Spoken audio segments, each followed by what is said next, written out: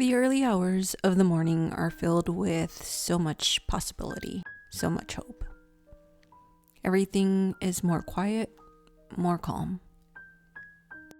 The busyness of my mind hasn't turned on. All I want to do is watch the sky lighten as the sun begins to climb and stretch itself. Mornings carry a simplicity to them. Getting from point A to point B is what they're about. My point A tends to be my bed, and my point B is our overworked espresso machine. On this morning, though, our point A is the ferry at Oban, and our point B is the Isle of Mull. Hi friends, you've found me waiting in line to board the ferry at 6:30 a.m. We are off to the Isle of Mull for a much-needed break, and while we're there, we'll be stopping by 2 more little isles. Visiting the little islands around the mainland of Scotland is such a wonderful cultural experience. You are transported to a different world where the landscape changes, and before long you find yourself seeing otters and eagles. I had never traveled via ferry before I came to Scotland. I grew up taking road trips as a kid with my family over the summer. We would visit neighboring states and stay at economical hotels with outdoor swimming pools. It felt proper luxurious to be staying at a Holiday Inn. Back then, my dad was adamant about taking holidays. My parents planned our road trips meticulously, stopping off in states and towns with one-of-a-kind attractions. On the morning of getting ourselves on the road, my dad would always stop by Dunkin' Donuts. We would all get something. My pink frosted donut never tasted better. Travel made my life sweeter. My parents worked hard for us to have little family holidays. We could have gotten by without them, but my parents prioritized having time away from the routine. Most of my friends couldn't take road trips because they couldn't afford them, and therefore my parents reminded me not to brag about our travels. Our road trips were a privilege. Throughout my 20s and my 30s, I've traveled to countries that felt beyond my reach. Every time I enter a new environment that is so drastically different from the south side of Chicago, I remember that little girl who used to imagine steering a ship to foreign lands while standing on the picnic table in the little backyard of her apartment building. I have stepped foot on lands that none of my bloodline have ever experienced. I've made a home on lands where I am so far removed from my culture that everything requires an explanation. I've become that brown girl who stands out everywhere she walks. Back home in Chicago, I'm first gen, and here in Scotland, I'm an immigrant. But I don't feel like the latter. I still only feel first gen. In a way, I don't find the word immigrant as fitting for my story. To me, the word immigrant is associated with forced displacement and all the pain that comes from leaving the beautiful home of where your culture was born, where you belong, where you fit in, and then having to build again in a country that does its best to convince you to assimilate. But you stand your ground and your roots still flourish, just in a different way. I don't want to take away the heroism of my parents, my grandparents, and the many elders I've grown up with, because that's what I feel I'd be doing by identifying as an immigrant. My parents and grandparents have experienced a type of pain and struggle that has shaped their journey para el norte. I am proud to be a daughter of immigrants. My parents have overcome what many do not. My parents have acquired a fluency in how to go about life in Chicago. My parents didn't want to just survive, they wanted to thrive. And they thrived. using their strengths to plan and counter risks. They evolved to use what Chicago had to offer. My parents wanted to thrive so my siblings and I could thrive, and therefore give La Cultura a proper chance to thrive in a place far from the motherland. My parents didn't assimilate. They adapted to the rhythm of Chicago. My parents didn't succumb to new cultural pressures. They didn't stay small. They expanded their horizons with what they had and what they could. All of this was done without putting their Mexican culture in the backseat. They knew to stand their ground. My parents set the standard for my definition of what an immigrant is, and it's one heck of a high standard. On my travels, when I've introduced myself to other people that I'm traveling with, the first sentence out of my mouth is that my parents are immigrants from Mexico. I want them to know how challenging my family has worked for me to get to the point where I am independent enough to be taking these trips, where I see icebergs and glaciers. I want them to know that I come from a long line of fighters. I want them to know that I've been the first to arrive to many settings and that my family deserves all the recognition for that. Travel triggers waves of gratitude for me. I reflect a lot. I think of my parents most of the time.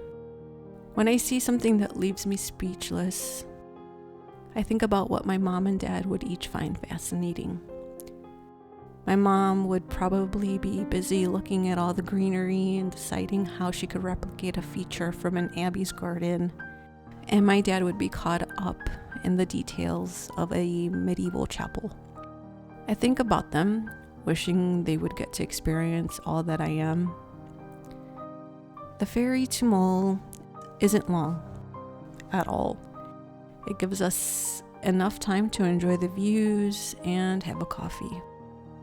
The sea is calm this morning. I can stare at it forever. I used to stare like this, lost in thought, when looking at the waves of Lake Michigan along Lakeshore Drive in downtown Chicago. It's interesting how the mind likes to make these connections. It's always referencing. I hope it never stops doing that. I don't want my memories of Chicago to ever fade. The city taught me so much. I felt seen and represented in Chicago. One of the few things that I regret is not committing to understanding the first-gen experience while I lived in Chicago. It's only when I moved away from my home, my culture, that I began to deeply connect and identify with the term first-gen. I used to believe everything I felt was only happening to me because I was the issue, the problem, or I wasn't enough, or I had to try harder. The complexity of being first gen is underestimated by society, especially when you're Black or brown. The first gen experience is now being studied, and books and articles have been published. There are now academics devoting their work to consider what elements are involved in the first gen experience. I mean, this spans from intergenerational trauma to systemic oppression to machismo to Marianismo to borderlands to in-between identity. Like many of us, my life has been shaped by this list. But for me, I felt like I was the only one experiencing the impact of these big concepts for a while. I thought it was normal to struggle in various ways. I, for example, thought being scared of my mother for most of my life was a sign of respect and therefore healthy. I thought my mother's trauma was why I couldn't discuss the trauma she inflicted upon us. I empathized with her because I love her, and that made me believe her parenting was justified. I thought my emotional response of shutting down and not speaking to anyone for days was my own doing and not the result of trauma.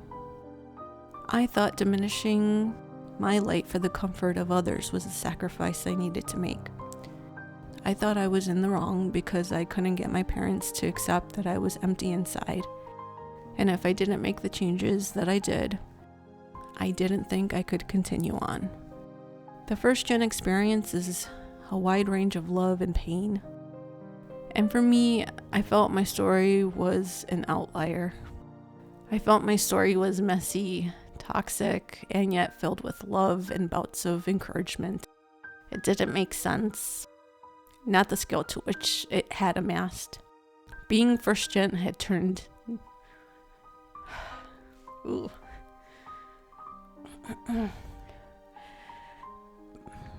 Being first gen had turned negative very early on, and no one knew how much I was fighting at the time. And that was partially because I didn't know what was normal or not, and my inability to dive into topics that I had kept locked in silence. I didn't know how to explain everything and not make it seem as if I wasn't being a big baby. When I finally picked up a couple of books by Latina authors in my late 30s, I let out a huge sigh of relief. I felt seen. I saw my story in the written word. I wasn't the issue. It was okay to put words to the silence that kept me anchored in my depression. It was okay to use words like toxic, depression, trauma, abusive, demeaning to explain home life and work life. These books brought to light the gray areas of being first gen. The gray that I will always live in. As a former researcher, I think it was even more of a relief when I saw the first gen experience analyzed and explained through academic lenses. Articles, papers, and chapters devoted to why I was feeling like I was angry for being dragged down validated what I lacked, and thus why I couldn't move forward in a healthy manner. Validation is what I was searching for years, and that's not to say that therapy wasn't helping.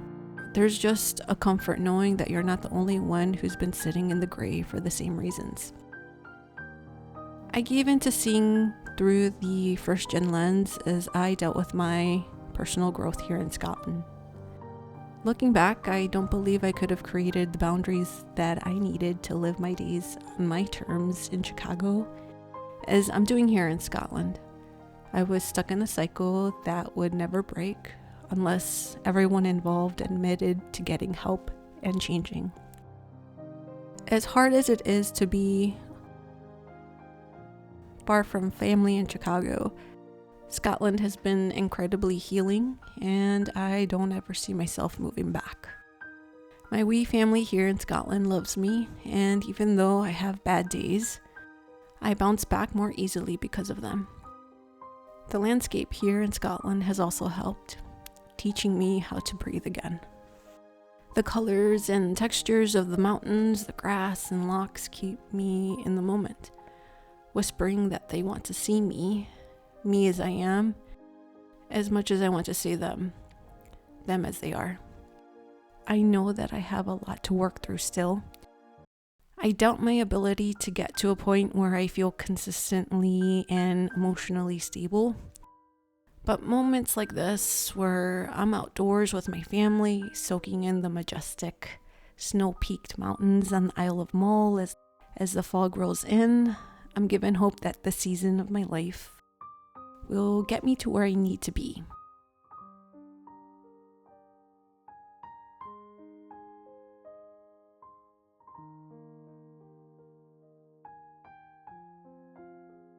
Friends, thank you for stopping by and accompanying me on my journey to the Isle of Mull. I know I said that I would be returning to my art practice this week, and don't get me wrong, that was the intention.